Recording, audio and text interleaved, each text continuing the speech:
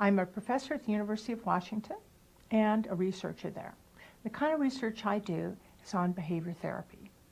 And in my research over the last, well, frankly, a lot of years, I've been developing behavioral skills. And I've been developing these skills, and then I do research to see if the skills work. And the good news is most of the skills that I've developed work, at least for some people, some of the time. So there are lots of different sets of skills, but the skills that I'm going to teach you on this program are called crisis survival skills. Now, if you happen to have my book, or if somebody's giving you pages from my book, then you're going to want to open your book or get out your pages. And the ones that you're going to be looking for are called Distress Tolerance Handout 1, Crisis Survival Strategies, and the first one's called Distracting. So we're going to review all those skills. And then the second one is called Distress Tolerance Handout 1, Crisis Survival Strategies, Self-Soothing. And we're going to go over all those skills too. So that's what we're going to do in this program. We're going to work on how to survive a crisis without making it worse. That's the basic idea. Now, there are a few things I have to tell you before we get going. These are really important. The first thing is, the skills I'm going to teach you in this particular program are not the skills that are going to solve all your life problems. And they're really not going to be enough skills to build a life worth living. They're not even going to be enough to figure out how to change everything about yourself you don't like, or how to change your life and all the things in your life you don't like. I'm all for solving life's problems. I'm sure you are too. I'm for building a life worth living. I'm sure you are too. And, well, I'm all for changing every single thing about yourself that you don't like. If it's possible, I'm for it. The problem is that in order to do that, in order to build your life up, well, it's just not going to work out if you don't stop tearing your life down. In other words, if you're a person that sometimes makes things worse, well, I hate to give you the bad news here right at the beginning of the program, but I'm telling you right now, you're going to have to stop that. You cannot continue to make your life worse. So the question, of course, is how would you do that? How would you stop making your life worse? Most people only make their lives worse in dire situations. That is to say, in crises, times of terrible trauma. Are you one of those people? Think about it for a minute. And just think back on your life. Do you do things that actually make things worse instead of better? Maybe you go for the bottle. Maybe you eat too much, take drugs. You think about killing yourself. Some people do. If you're one of those people, these skills are for you. The first thing we're going to ask is, what is a crisis? I mean, if you're going to learn crisis survival strategies, it'd be a good idea to know what a crisis is. So what is a crisis? Well, first, a crisis is a stressful event. Often it's a traumatic moment. Usually there's a lot of emotional stress in a crisis. That's the first characteristic. The second characteristic is they're short-term. I mean, crises don't last forever. If it's something that lasts forever and you think it's a crisis, it's your life, not a crisis. Third, what goes on in a crisis, you want it resolved right now. Generally, there's this sense of urgency, like, I've got to get it solved, or I've got to get out, I've got to get out, I've got to get away. So that's what a crisis is. There are two main rules of crisis survival. The first rule is, if you're in a crisis and you can solve the problem now, solve it, okay? Rule one, solve the problem if you can solve it. All right. The second rule of crisis survival is, if you can't solve the problem, survive it. Got that? What are they? The first rule, solve it. The second rule, survive it. This program is going to assume for the moment that you've got a crisis, it's got a problem in it that you can't solve. So we're going to focus not on how to solve the problem, because we're assuming that even though you may be able to solve it another time, you can't solve it now. So we're going to assume that. So what we're going to focus in is how to actually survive it. How in the world would you do that? I mean, how do you survive at times of trauma and stress when all you want to do is run away, hide, get in bed and pull the covers over your head, or do other things? Well, in this program, I'm going to focus on 2 different kinds of skills. The first set of skills are going to be the distract skills, and the second are going to be the self-soothing. 2 of my favorite sets of skills. Now, before I get going on these, I just want to say a couple of things about them before I tell you how to do them. First thing is, have you been told by somebody that you distract too much? And you're thinking, hey, wait a minute, what is she doing teaching me how to distract? This is ridiculous. My therapist or my friends or my mother or my partner or somebody tells me, stop distracting. All right. If you distract when you can solve the problem, not a good idea. The time to distract when you can't solve the problem. So we're going to talk about that, but just remember, I'm not advising you, don't go tell everybody I'm saying this either, to distract all the time. Now the second set of skills, I don't know, lots of people I work with have loads of problems with them. They're self-soothing skills. So you may be thinking to yourself, well, I'm going to listen to distracting, and I'm not planning on paying attention to self-soothing. People say that who think, I don't deserve to self-soothe, I'm not worth self-soothing. If you're saying that, well, just put that thought on the shelf. You're going to be surprised. You could actually learn it. Okay, I just have one last thing to say before I get going. I know you're wondering if I'm ever going to get going, but don't worry, this is the last thing I have to say before I get going. I've got a lot of information. In fact, most people learn this information best if they take notes. So my advice to you is to get paper and pencil and take notes while you're listening. Now, if you don't have paper and pencil right now, well, if I were you, I'd get up, go to the program, switch it off, put it on pause, go get your paper, get a pencil, come back, get yourself all comfy, turn the program on, and we'll get going. Are you the kind of person who, if a crisis hits, you usually make things worse? If you're the kind of person who does that, either a lot of the time or some of the time, this is the program for you. This is a program about how to get through a crisis without making it any worse than it already is. So when do you need crisis survival skills? You should look at the situation and see if it fits 3 criteria. First, it needs to be a real crisis. That is, it's highly stressful, it's short-term, and there's a pressure to resolve the problem quickly. Second, it needs to be a crisis that can't be resolved in the short term. In other words, you can't solve it right this minute. And third, it has to be a situation you can't afford to make worse than it already is. If you put it all together, the basic bottom line is you need crisis survival skills when you're in a crisis, and you've got to tolerate it until you can make it better. So that's what these skills are for, that kind of crisis. On this program, I'm going to focus on 2 different kinds of skills. The first set of skills are going to be the distract skills, and the second are going to be the self-soothing. So we're going to start with distracting. Distracting is a skill a lot of people already know, because distracting is when you throw your mind off of the problem. In other words, you think about or do something else. You know, people, when they say, I threw myself into my work, that's when people are distracting. I've got 7 distract skills I'm going to teach you. The way to remember them is the first letter spells out the word accepts. Let's start with A. A means activities. Now, the idea here is to just throw yourself into activities. You can't do activities that you can do mindlessly. You know how sometimes you do things and while you're doing them, all you're doing is thinking about your problem? This is not a good idea. That's not an activity for distracting. You need a distracting activity. One that'll just fill up your whole mind. What are some examples?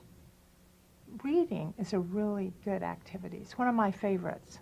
but you can't do reading if you can't concentrate. So you could try reading. If you can get yourself involved, or you've got some great book and you're dying to see how it goes, that's a really good one if you can get involved. It's always a good thing to keep a few books around that are really involving. That's why I like junk novels. Really serious novels, serious reading. I like to do that sometimes. Well, actually, I mostly do that at work. But at home, I keep spy stories and novels. I keep the kind of stuff that you could just really get your mind into. Or if you can't concentrate, just reading's out. How about exercise? Now with exercise, you've got to do an exercise that will really get your mind involved. So the best kind are the kind that are really hard exercises or involving exercises. Ones that focus the mind. Maybe you're a person who has hobbies. That's what lots of people do. They throw themselves into their hobbies to distract from their problems. That's always a good idea. You have any hobbies? I have friends who throw themselves into cleaning their house. I really do. I've got a friend. She says, well, whenever I've got troubles, I clean my house. Now, I do that too. Sometimes if I just can't solve a problem, especially at work, I start cleaning my desk. You can always tell when I've got lots of problems. My desk is very neat. You could go to an event. You could go to a movie or a concert. Open the paper. Try to find something to go to. Movies are good. Lots of people distract from their problems by getting together with friends. Now, the trick here is if you get together with friends to distract, what would you not want to do? You guessed it. Don't spend the whole time talking about your problems. So that's the list. Now, you should add to it. Think of all the activities that have ever done you some good and add them to the list. You'll probably be able to think up lots of them. The trick is think up the activities when you're not in a crisis. It's really hard to think them up in a crisis. If the crisis is really bad, you want to just be able to open your list, go down it, do the first thing on the list. If that doesn't work, go to the second. If that doesn't work, go to the third. Just keep right on going. Well, what do you do if you don't have any activities to fill up your mind? Either you can't think of anything to do, or everything seems boring, or every time you try to do something, all you do is think about your problems anyway. Move to the next skill. The next one starts with C. C, contributing. So what's contributing? It's where you distract from pain and suffering by focusing your mind on someone else or something else that you can contribute to or somehow make better. The idea here is to distract. That's the good part. And the second good part is you try to distract in a way that will actually make you feel better about yourself. To make it even better, you try to distract in a way that will actually make the world a little bit better. So even if you're suffering, at least you're doing some good in the world. You could do volunteer work. Lots of people do volunteer work as a way to kind of get their mind off themselves, get their minds off their troubles. You could do something nice for someone. If you're in the middle of a crisis, you could think, well, what would someone else like? What could I do for them? Maybe you could give them a call. You could call people you haven't talked to in a long time who might be missing you. You could do something surprising for someone else. There are lots of things you can do that are contributing. You just have to think of something. Think back in your own life. What's something that you do that contributes to other people, makes someone happier, that you could do in a crisis? If you can think them up, write them down. Now's the time. Write them down now. Now, it's really important to remember that contributions don't have to be big. The facts of the matter are, in the middle of a crisis, when you're just trying to survive, you're probably not going to do something really big. That's probably not the time. So what you want to do is try to think up small things you can do. For example, there's a grocery store 2 blocks from my house. I go there, I don't know, a couple times a week. So I always think to myself, whenever things really get me down, I'm really in trouble, having a bad day, I say, all right, Marcia, all you have to do to make this day worthwhile is walk down to the grocery store, get in line, and smile at the checkout lady. I figure they have really difficult days. Have you ever noticed how rude people can be to checkout people in grocery stores? So you can just make the whole world better by going down, smiling. That's what I do. Now, You may be one of those persons who, when you get in a crisis and then you think it contributing, you start thinking, oh, it isn't going to make a difference. It's really not worthwhile. It's not my time. In a crisis, sometimes we start putting ourselves down, thinking we're worthless, thinking whatever we have to do doesn't contribute. So this is my advice. Stop that. That's not effective. Go ahead and do it. Even if you don't think it's going to help, try it anyway. Well, what if you've already tried it? You either tried it and it didn't work, or you decided, I'm not doing it. I'm the one in trouble. I'm not giving something to someone else. I need someone to give something to me. Okay, give it up. You're not going to contribute. Let's go to the next one. The next letter in accepts is C again, but this time it's C for comparisons. When you're trying to distract by using comparisons, what you're trying to do is you're trying to compare your current situation or the current crisis to a situation that's worse than the one you're in now. So for example, you could compare yourself to people who have less than you have. Or you could compare yourself to people who maybe have the same thing you have, but they have a lot harder time coping with it. Or you could look at your own life and you could think about times in your life when things have been a lot harder, or you didn't have the same resources you have now.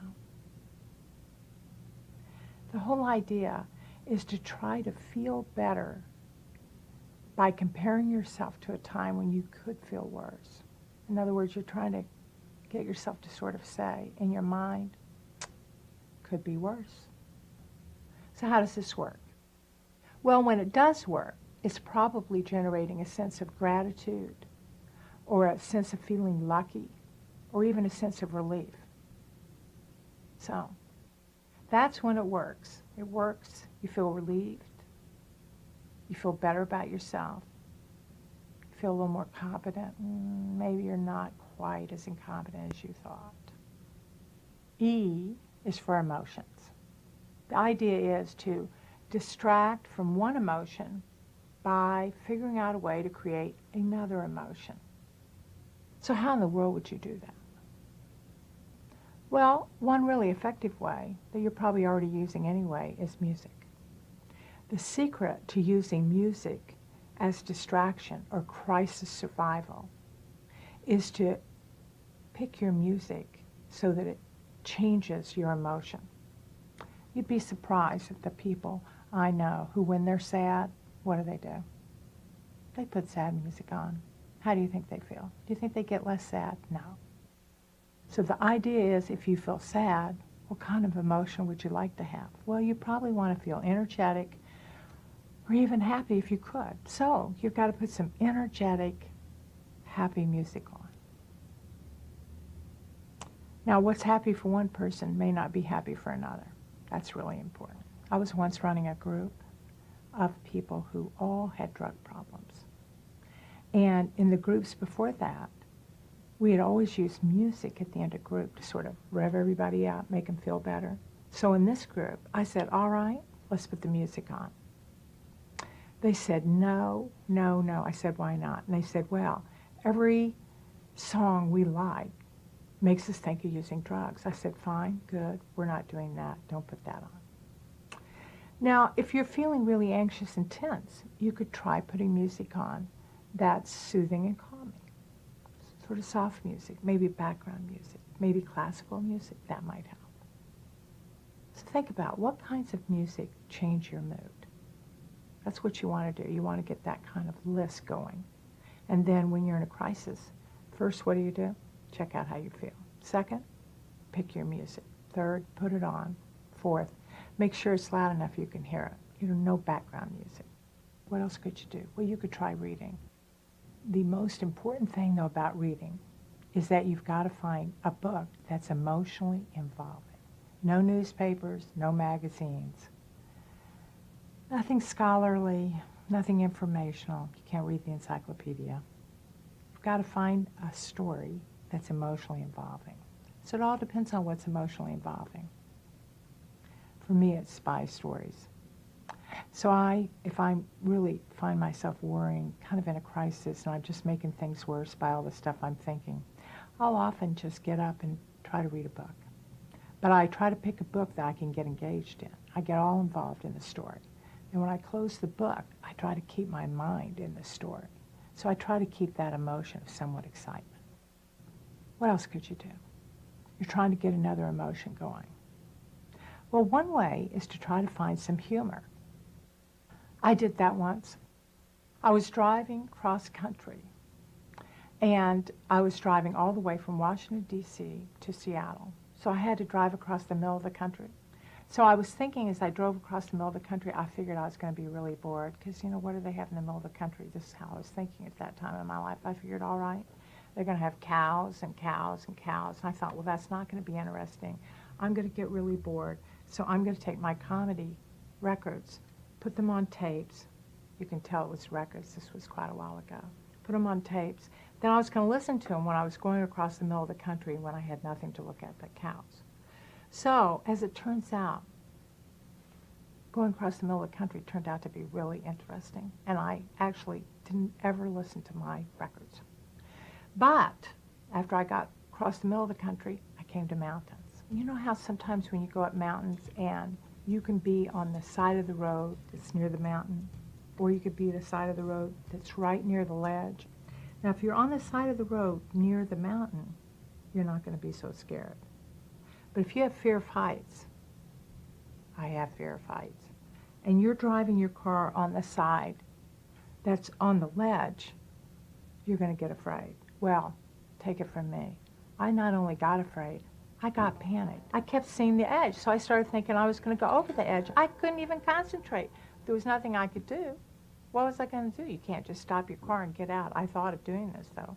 Stopping it, getting out, and saying, I'm too scared to drive. Would you drive my car? But I didn't think that would work out too well. So I pulled my car over to the side. There turned out to be a little indentation where you could take your car. So I pulled my car over, and I thought, I've got to get through this.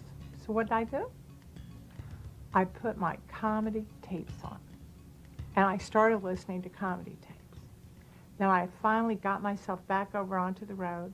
I'm listening to the comedy tapes. They took my mind off the edge of the highway where I could have fallen off.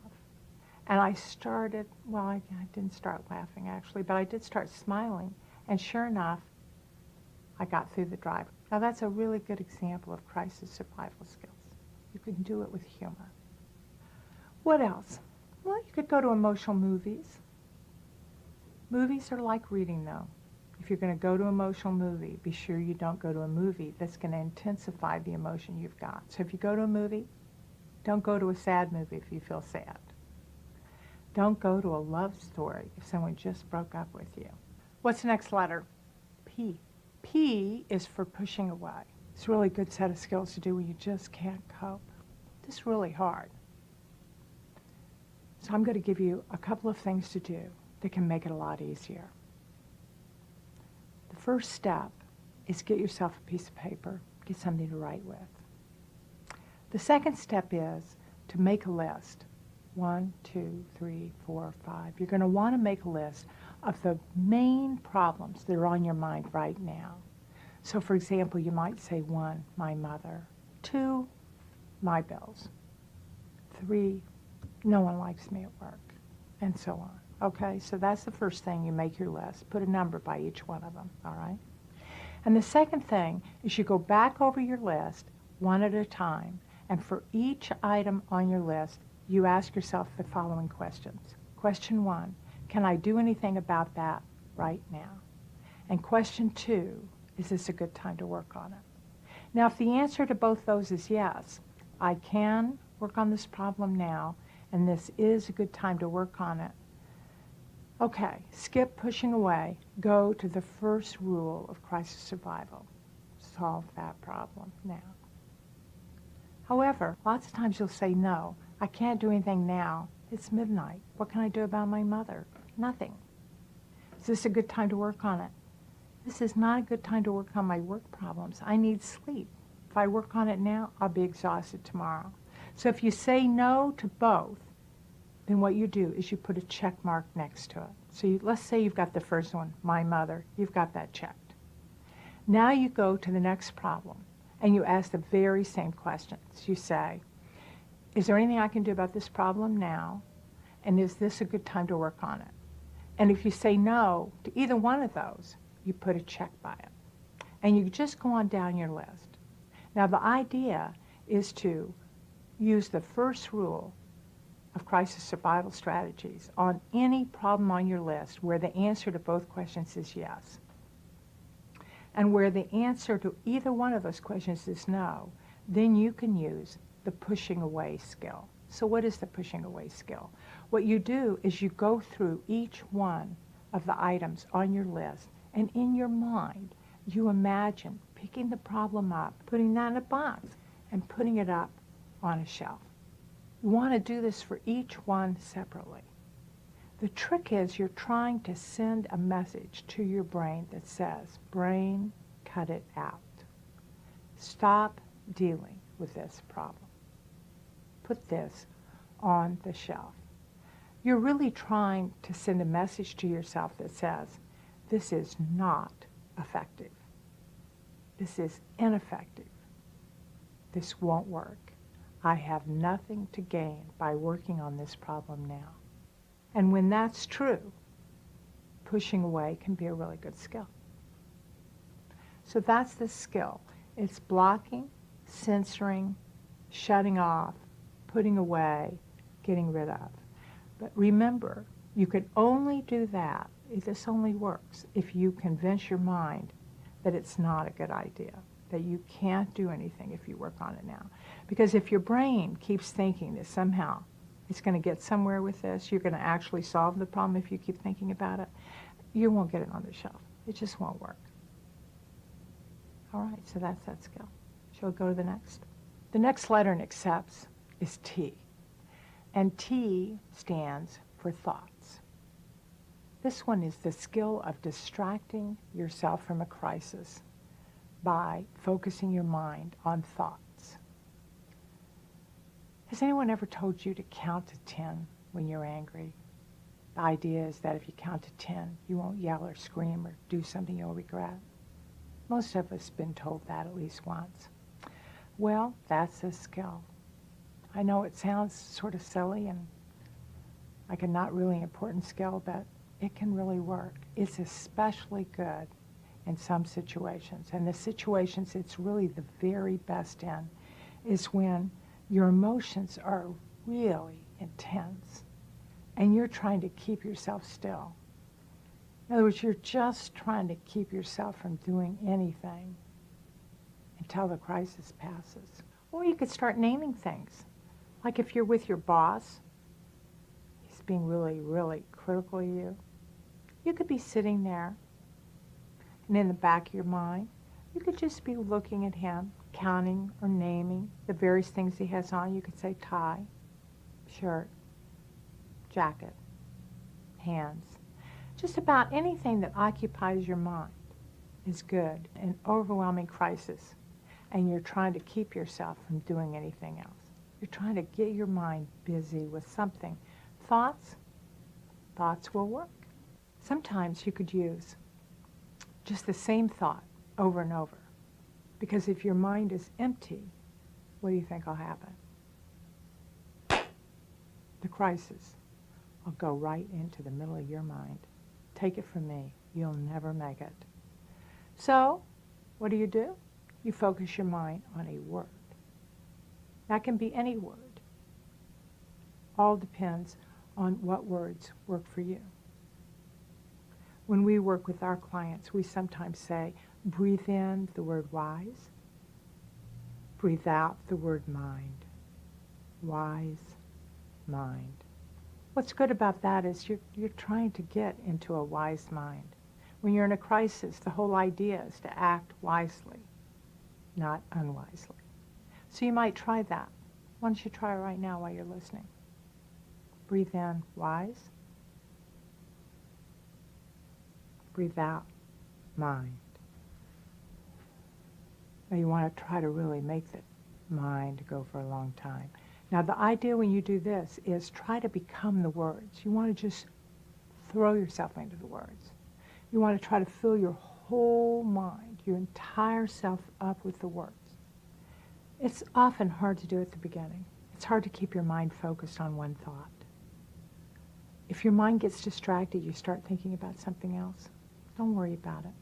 The minute you notice it, just come back to the thought or the counting or what you're doing. Just bring your mind back. Start over again. If you practice this a lot, it actually gets better. You'll get really good at it. The last letter in accepts is S. And S stands for sensations that will distract the mind. This is a fabulous skill. It's really helpful if you're in extreme emotional pain, or you have physical pain, or you're overwhelmed with an urge to do something not in your best interest. I sometimes tell people I work with, if they're really feeling overwhelmed or they have an urge to do something destructive, try a hot bath or a cold shower. Another thing people sometimes do, especially if they have an intense desire to do something destructive and they don't want to do it, but they feel like they're about to lose control. Have you ever had that feeling? Like you really want to do something destructive, you really don't want to do something destructive, and you're afraid you're losing control and you're going to do it. Go to the refrigerator, open it up, get a piece of ice, hold it in your hand, and keep it in your hand while it melts. Take it from me. This will distract the mind. And it really works. I don't exactly know why that works so well. I've been kind of amazed. I got people doing this, and I figured, okay, it was a so-so skill, but lots of people have told me it's the most effective thing they do. What's important is that you distract your mind with a sensation that does not harm you. The idea here is to make things better, not worse. Those are the distracting crisis survival skills. You can remember them by just going through A, C, C, E, P, T, S. So, we've gotten through the distraction skills. Now we're going to move to a new set. And these are the self-soothing skills. Now, self-soothing has to do with nurturing yourself, comforting yourself, being kind to yourself. That's exactly what you need in a crisis. In a crisis, you're going to try to soothe yourself through it. There are lots of ways to soothe yourself. But almost every way has something to do with one of your five senses. Vision, hearing, smell, taste, touch. So let's talk about each one of them. The idea of self-soothing with vision is that you want to do something that soothes the eyes, something that soothes your sight. What could that be? Well, lots of people think flowers are beautiful. That's one of the reasons that we plant them in our yards. And it's really wonderful to have a flower. You could get just one flower on a really awful day when you're in a total crisis. Go to the store, find one really beautiful flower. Just because I knew we were going to be doing this, I brought a beautiful flower. So I'm going to keep that here just to remind you of soothing through beauty. Another way to soothe through beauty or through your eyes, through vision, is to try to make something nice in your house. Have you ever noticed how when you walk into the house and just see a mess that you can feel like you're in more of a crisis than you were before? So the idea here is to make one part of your house beautiful. Now, I'm not adverse. You could clean your whole house up. I mean, you could make the whole thing beautiful, but that's kind of a big task, probably not what you want to do in a crisis. So in a crisis, the thing to do is just find one nice place. In fact, if your whole house is a catastrophe, you could clean up one corner. In fact, you could take everything from that corner that's a mess, put it somewhere else, put a flower, have your chair face that corner, and try to find a way so that you just see the beauty. If you like pictures or art, you go to an art museum, you can go to a bookstore and look through art books. You could have art books at home and look through them. There might be a magazine where you really like the pictures. That's always a good thing to do. What you want to remember is that your environment counts. And if you can improve the environment around you, make the environment more beautiful, it'll make a crisis easier to get through. The next sense, hearing. Music soothes the mind. Sometimes you'll have a song that's a favorite song that's really soothing, like a lullaby. You could sing it to yourself. Have you ever noticed how some people, when they get really stressed, they start humming? You could hum. Humming can be a very soothing sound. You know how to play an instrument like the piano, guitar, violin. You could play music. Now, lots of people find another human voice soothing. This is really good if the crisis is that you're alone. So, how could you hear another human voice? Well, you could call somebody, listen to them talk. That's always good. I have some other ideas. You may think these are silly, but take it from me. In a crisis, you've got to do anything that could help. So, if you want to hear a human voice, you could call 800 numbers, listen to the voice on the number, or you could call reservations people, talk to them. You could call your crisis clinic, talk to someone there.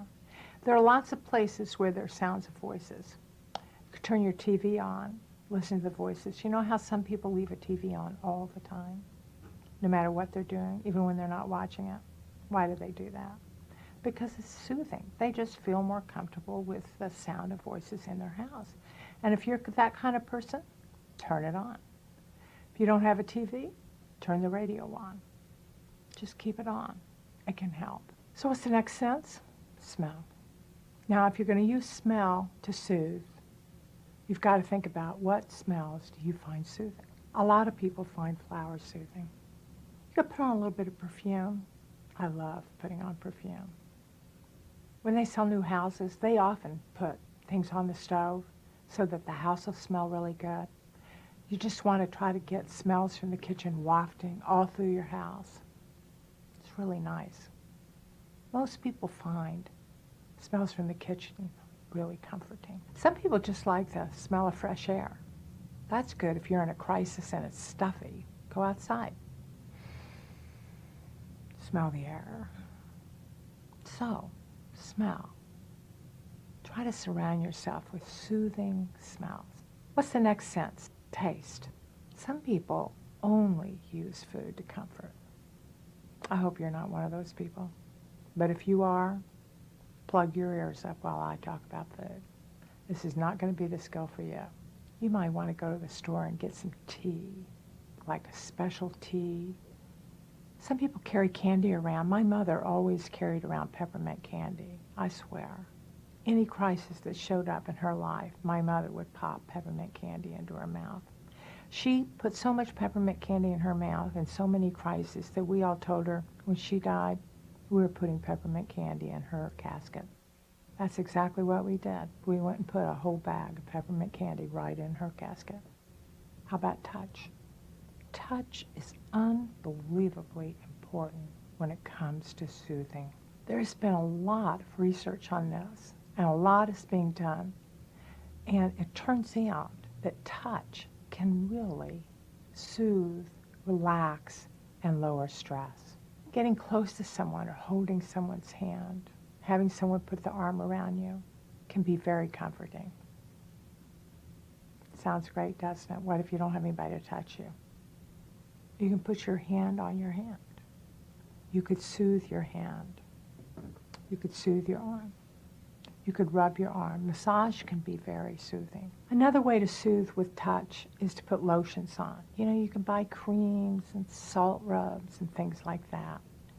Touch I really love. I love clean sheets. I love the feel of clean sheets. I like them sort of starchy. You could put clean sheets on your bed. One of the most common things people I work with do when they're in a crisis and they want to soothe themselves with touch is they go and find their animals and hold them and pet them and stroke them. You can pick up a dog, pick up a cat, stroke the dog. This is a great skill because you like it, the cat likes it, the dog likes it. In fact, this seems so important that they now have animals and a lot of care facilities for older people. The great thing about self-soothing is that not only can it make a crisis a lot more survivable, it gets you through really tough times. But if you can get self-soothing into your life on a pretty regular basis, it can actually prevent crises because it makes you stronger, makes you less vulnerable. You're better able to cope with life. Now, there's some problems with these. Self-soothing can be on the complicated side. And ordinarily one of two problems. Either you already know how to self-soothe. The problem with you is that you self-soothe too much. Or you could be a person who never self-soothes. You can't do it. So let's start with the person who is too easy for. Some people self-soothe all the time. In fact, that's their problem. They are always soothing themselves. That's how they get into the crisis in the first place. So if you're that kind of person, you already know these skills. You might want to think about, should you be doing self-soothing a little bit less? On the other hand, some people who soothe too much can't do it when they're in a crisis. They can only do it when they're not in a crisis. Ask yourself if you're that kind of person. If you are, then you're going to want to practice self-soothing in the middle of crises. Now, what if you're the other kind of person? You know, I can't begin to tell you the people that I have worked with who simply cannot do this. They say, what, me? Me? Soothe myself? I can't do that. Often they say, look, I don't deserve it. Or I say, listen, why would I do that? I feel worse. I feel guilty. I feel ashamed. I'm not going to do it. If you're that kind of person, you need to learn to self-soothe. Now, if you feel more ashamed or guilty when you soothe yourself in a crisis, don't do it in a crisis. Do it when you're not in a crisis. You just have to start practicing self-soothing. The idea is to get to the point where you really get soothed.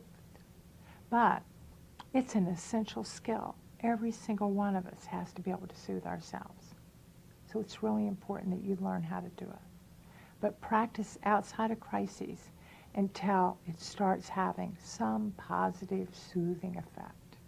Those are the self-soothing skills. Okay, so we've gone over a lot of material. Let's put it all together and we're going to review. And as I review with you, you try to review with me. Okay, so see if you can remember what you've learned in the program. Okay, what's a crisis? Remember, it's got 3 criteria or 3 components. What are they? Do you remember? Well, first, crisis is highly stressful or traumatic. Second, it's momentary. That means it's short term. Crisis is not your entire life. And third, there's a really strong urgency and pressure to get it resolved right now. Seems like sort of an emergency. All right, so that's a crisis. What are the skills that we covered in this particular program on how to do that? I'm sure you remember. There were 2 sets, distracting skills and self-soothing. Remember now, there are 7 distracting skills. And the way you remember all 7 is with the word accepts. A, what's A stand for? Activities. So you want activities that will fill up your mind or take your mind off your stress. C. C? Well, C is contributing. You want to contribute to other people and take your mind off yourself or your current mood. The idea is to sort of throw your mind to somebody else. Okay, what's the third one? Well, it's another C. C, comparisons. And this one you compare yourself, your state of mind, your current distress, trauma or crisis, to either another time in your life when it's actually been worse, or to someone else whose life is a lot worse than yours. The idea here is to try to replace distress with a sense of relief. You're trying to kind of generate that idea that it could be worse. What's the 4th letter? E. E for emotions. Here we're looking for opposite emotions that are intense, opposite to the ones you've got now. So don't try to get your current emotions more intense. That'll just make things a whole lot worse. See, remember, you got to switch emotions. All right, we've got P. What's P? Do you remember? Pushing away. The idea here is to push away your troubles. Put them on the shelf. Wrap them up. Put plexiglass in front of you. Get distance. Push your problems away. Okay, what's the next letter? T. Now what's T stand for? Thoughts. Now the idea here is to try to switch your thoughts. You're going to try to fill your mind up with some new thoughts that are not the stressful thoughts. So you're going to try to push out your current worries by throwing your mind onto some other thoughts. A word, a mantra, a verse, any sorts of thoughts. It could be a saying. And the last letter, S. S stands for sensations. Now remember, you're looking for sensations that are really strong and ones that are going to distract you. So what would those be? Do you remember? Well, you could do hot water. My favorite one, though, and I recommend you try it if you haven't tried it before, is in a real crisis, when you feel like you're going to fall apart, you're emotionally aroused, you just can't stand it. Run, don't walk for the freezer and take out some ice. Put ice in your hands and hold it. Now, I have to ask one thing. How many distracting skills have you written down? Have you written some down? Do you realize that if you get in a crisis, you're not going to be able to remember any? Your mind just won't be able to think any up. That's what most people experience. So if you didn't write any down, my suggestion to you is put the program on pause again and write some down. Now, you can't just write the word activity. You got to write activity. What am I going to do? Okay, my activities will be, I will, 1, 2, 3. I'll go running. I'll bake a cake. All right? So get activities written down. Go through the whole list. Write something down for each one, because you need lots of distracting skills to try. All right, so that's the distracting skills. Now the next set that we went over were the self-soothing skills. And you can probably remember self-soothing if you can remember the 5 senses. So let's go through them. First, vision. You're going to want to find beauty to soothe your eyes. Second, hearing. You're going to want to find some sounds that will soothe your ears. Next, smell. Well, you're just going to try to figure out a way to get some wonderful aromas to soothe your nose. How about taste? Well, delicious foods, really nice drinks. You're going to soothe your appetite, soothe your tongue. And how about touch? Well, the idea here is to try to find something sensuous that you can put close to your skin to soothe your body. So those are the self-soothing skills. All right, so that's the self-soothing and the distracting skills.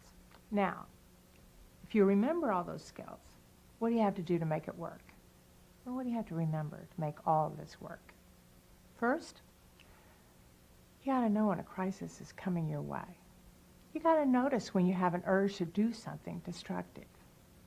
So, you're going to try to get yourself to be a little more aware. Second, when a crisis comes your way and you have an urge to do something destructive, you need to immediately say, what's the problem and can I solve it? If you can solve the problem right now, why not? Solve it.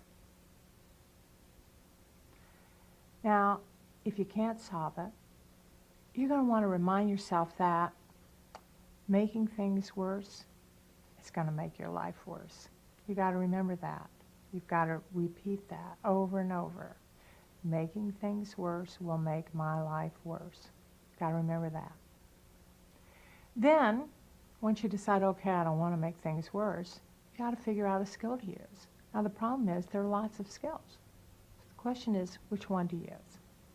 Well, it's really helpful if you actually have them written down. If you've got my workbook, or if you've got some of the handouts, you can go look at the list and just see if you can figure out one to try. The idea is to try any skill that you think might work. If that skill doesn't work, well, go to the next skill. If that one doesn't work, well, go to the next. If that one doesn't work, go to the next. You just keep going right through the skills till you get to the bottom. What if none of the skills work? What do you think you should do then? Start over. Just start right back over from the top. The idea is don't give up. Keep trying, skill after skill after skill after skill. You'll find one sooner or later. And you have to remind yourself that crisis survival skills work if you survive the crisis. All you're trying to do in a crisis, when you can't make it better, is to not make it worse. Some people think, oh, I didn't feel any better, therefore these skills don't work. Well, feeling better is almost always going to require solving the problem, or at least starting to solve the problem. Crisis survival is when you can't solve the problem, and you can't even start solving the problem. So they're just trying to get you through it. So you have to ask yourself, did I get through it? Did I carry on? Did I avoid making it worse? If you can say yes, then you can say, I was skillful. So that's the whole point of these skills. Listen, I know making your life better is going to take a lot of work. I'm not forgetting that little detail. I know it's true. And these skills, they may seem sort of trivial, like they're not important. But take it from me, they are important. Because to make your life better, to get where you want to get, you have to survive crises. There is no other way. You can't make it if you don't. It's life and death. You've got to do it. And these skills, I think they'll help you. They've helped a lot of people. So this is the end of the program. So I'm going to have to say goodbye. That's the bad news. The good news is I've got a whole nother program with another set of crisis survival strategies. So if you went all the way through this one and are just desperate to have some more skills, you can watch that other program. I hope, though, this was helpful. If it was, I hope you'll let me know. My email address is coming up in just a few minutes on this program. Write it down, send me an email. I'd love to hear from you. And if you've got any good ideas, new skills that I haven't thought of that have worked for you, I hope you'll send them to me. You just may find your skills in my next program. Take care.